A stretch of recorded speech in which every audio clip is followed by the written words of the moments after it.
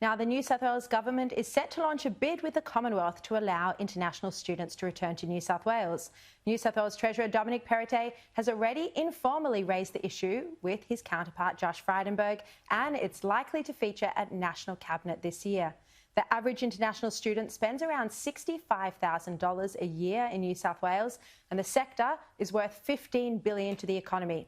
International students are New South Wales' biggest service export and the #1 export after coal. Joining me for this exclusive, New South Wales Treasurer Dominic Perrottet. Welcome to the program. Evening, Sharri. Why are you so keen to see the return of international students to New South Wales, given international travellers pose such a COVID risk? Look, I think if you look at last year, as COVID has run out through 2020, the significant focus for the federal government, for states, has been to bring back returning Australians. But for New South Wales particularly, 40% of international students study in New South Wales, not just in Sydney but in the regions, and it's a significant part of our economy. As you said, it's our second leading export outside of coal, delivering around $15 billion to our state. And off the back of that, there's an indirect employment of around 100,000 jobs off the back of it. So it's a substantial part of the New South Wales economy, and I think this year, as 2021 rolls through, we need to make sure that we get as many students back as possible. It's not going to be great for our university sector, but also for jobs and the state's economy. Is it fair to prioritise international students returning, for the sake of the New South Wales economy, over returning Australians who haven't been able to get a plane back? Well, it's been a balance. And I think over the course of this year, we've significantly focused on bringing back Australians, and that's completely the right response from a national and state level. But I think we've got to get the balance right now and look at innovative ways of doing things, whether that's through hotel quarantine or other measures. Working with the university sector, I think this is something from a state level, working with the federal government, that we can get off the ground this year. And there's also the point that many of the people that New South Wales has in hotel quarantine are from other states, whereas this move to get international students back would benefit the local economy. Well, New South Wales has taken the lion's share of returning Australians. That's been the case from the very beginning. But we want to look at those caps and whether or not we lift them, or alternatively within those caps we start to provide a certain amount of students being able to return. It's not something I think you can just simply turn on.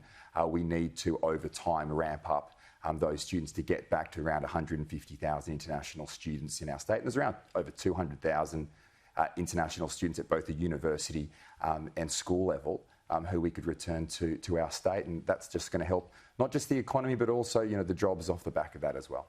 Just in terms of returning New South Wales to a more normal pre-COVID state this year, are you planning to have the Easter show return? There's other productions like Hamilton that are scheduled. Do you think they will go ahead? Yeah, absolutely. And the Easter show is an interesting one because it's a major event here in Sydney and for our state, and it was one of the first major events that was cancelled when COVID hit last year, and we've been working very closely with the organisers over the last 12 months. But it's not just an important show for Sydney, for the regions and for those rural communities. This is a great opportunity for them to show their produce, and it brings the bush to Sydney. You mentioned Hamilton.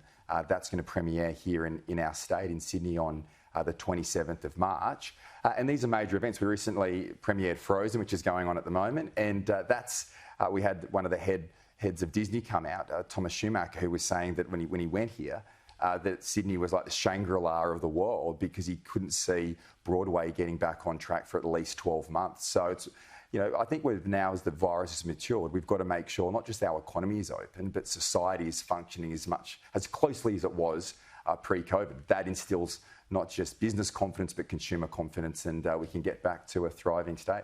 What's your reaction when you hear news like this afternoon that WA has now gone into lockdown for 5 days when they've just got one case? Do you think this is too extreme a position to take? Look, I'm not across the actual health specifics that we're seeing in WA, but I guess it's not going to be unusual. It's going to be very common, I would have thought, over the course of this year and potentially next year, where there will be cases, there will be outbreaks at time, and we need to have a measured and proportionate response. We had an issue just before Christmas on the northern beaches, and there was significant debate, but I think the proportionate decision we made was able to But that keep was the to virus. lock down an area, the Northern Beaches area, as opposed to locking down the entire city of Perth. Yeah, well, I mean, look, I'm not across the advice that they have received, and there's obviously different details in when these outbreaks occur. So we'll see how that travels. But what we need to have, as we discussed with the Queensland response recently, that we need to have a balanced and measured response here, because whilst today it's very easy to measure success in the health numbers, over time, real success will be measured in both the health and economic response and keeping people in work. And there's no doubt that the decisions to shut down, and I'm very conscious of that as Treasurer, when we do have these discussions with our health officials, there are significant consequences to businesses, to employment, as a result of the decisions of the day. And every generation... I imagine within your cabinet or within your team, you as Treasurer and others who support you would have had a lot of pushback to those decisions, but it looks... those decisions or that advice to just shut everything down. But it looks like in other states there hasn't been that pushback, and they have sacrificed the economy, to ensure basically it's an elimination strategy. Yeah. Well, we've always had the view that it's a suppression approach and to reduce community transmission. And when we have those discussions, we have our chief economist and we have the health officials and we debate. And I think most of the time we get a very sound landing. I mean, everyone's going through it.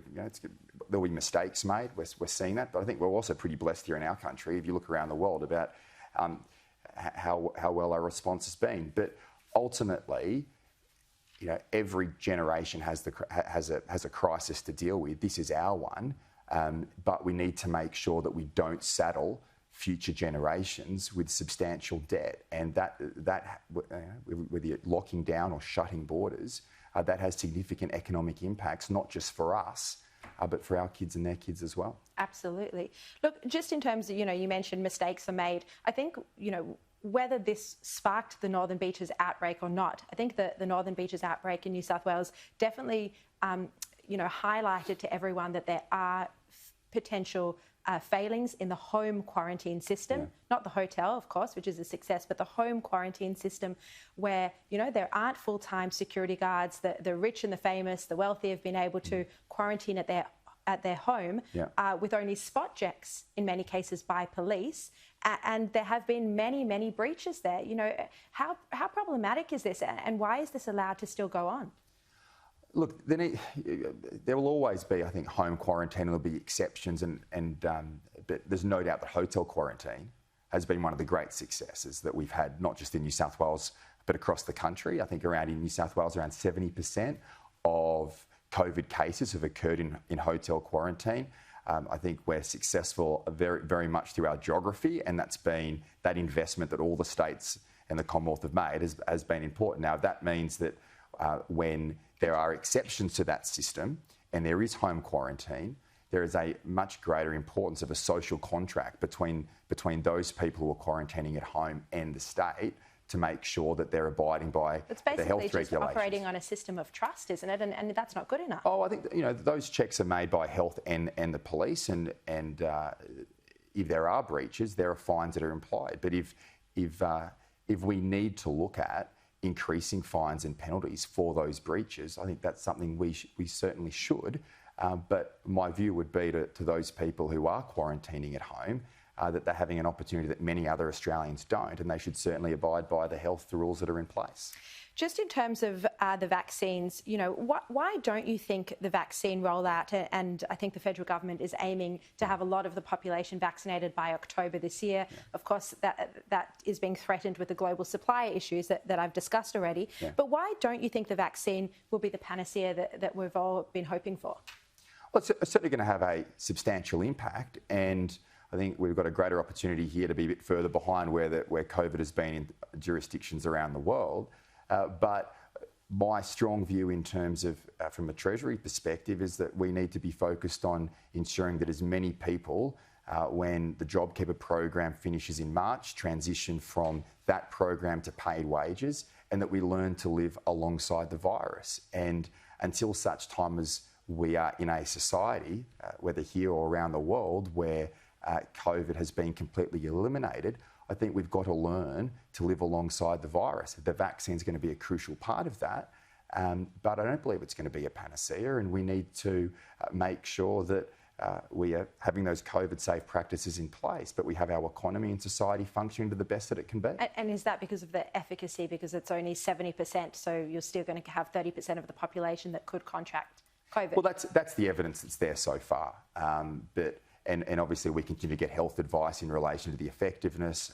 There'll be obviously challenges with the rollout, but I think it's incredibly welcoming, the news that we'll have the majority of that rollout by October, and with the states are currently working with the federal government in relation to the financing of that and the logistics around that rollout.